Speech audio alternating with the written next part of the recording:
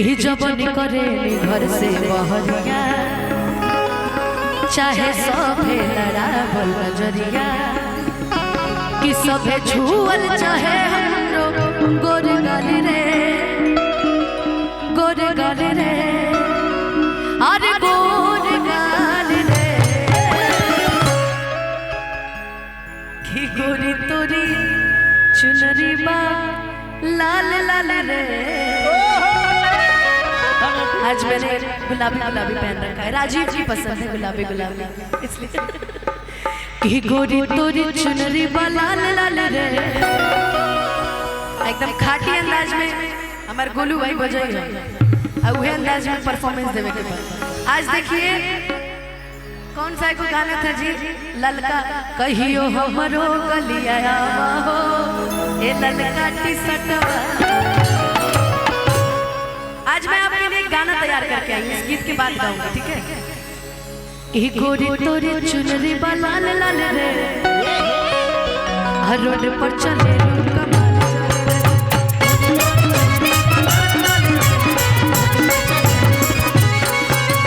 गोरी तोरी चुनरी बा लाल लाल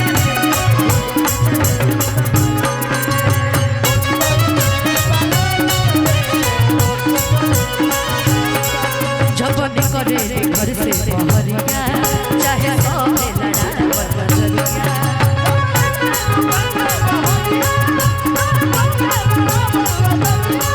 सबे छुअल चाहे हमरो गोरे गाली रे अरे गोरे गाली रे कि गोरी तोरी चुनरी बा लाल लाल रे। माना कि आपकी चुनरिया ये लाल है कि गोरी तोरी चुनरी बा लाल लाल रे रोड पर चले लोग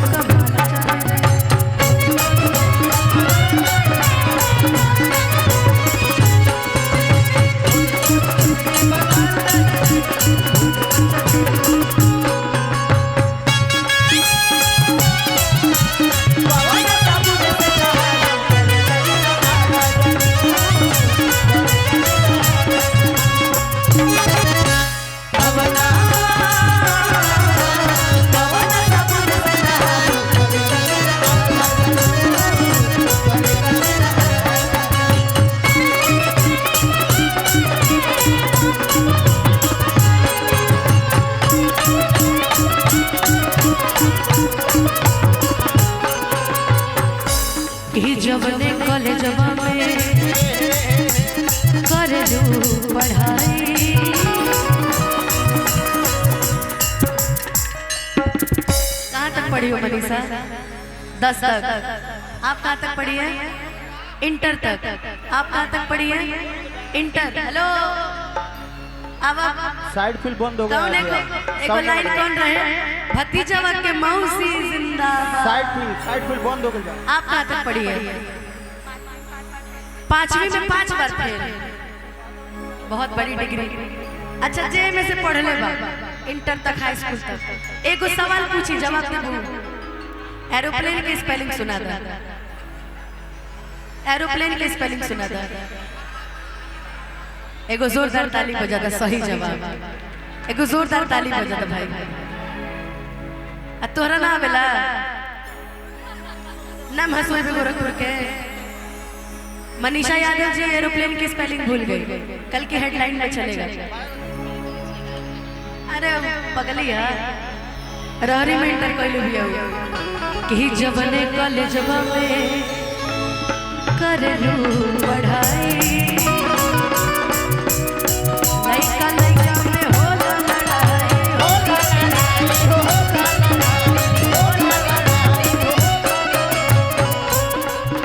कि जवने कॉलेजवा में कर लू पढ़ाई लइका लइका में होला लड़ाई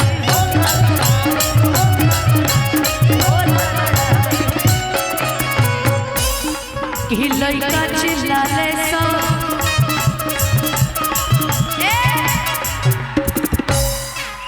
कि लइका चिल्लाले सो कि लइका चिल्लाले सो और टोपी वाला बड़ी तेज बोला था का हो कि लइका चिल्लाले सा माई रे इहे तोनी के चिल्लाई बस अब हाँ है लोग बताइए लइका चिल्लाले सा अच्छा इधर भी पीछे में लइका चिल्लाले सा लइका चिल्लाले सा मान मान रे लइका चिल्लाले सा मान मान रे रोड पर चले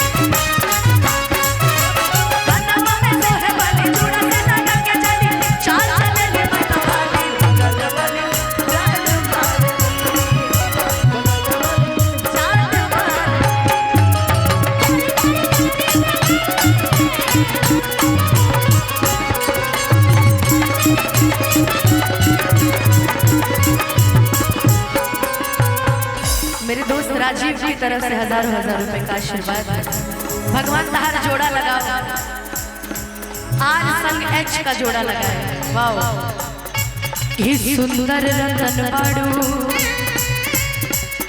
तहरो न जोड़बा कहेले लइका सा लइकी पे जोड़बा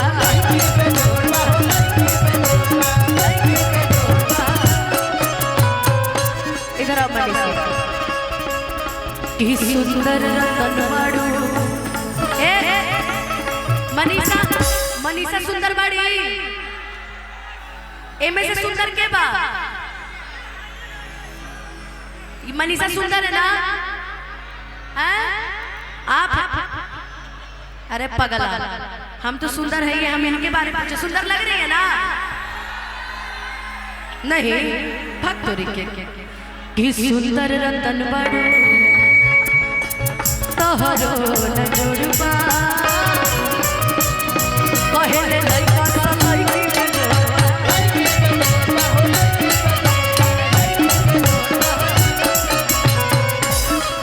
अभी चढ़ल जवानी हमर साल रे अरे मोर साल रे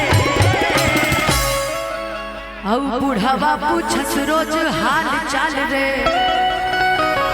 हाय भोला बाबा पूछस रोज हाल चाल रे इनका फेरा में मत पड़ी तारे लेकर कितना आगे पीछे घुमात रहल बड़े रोड पर चले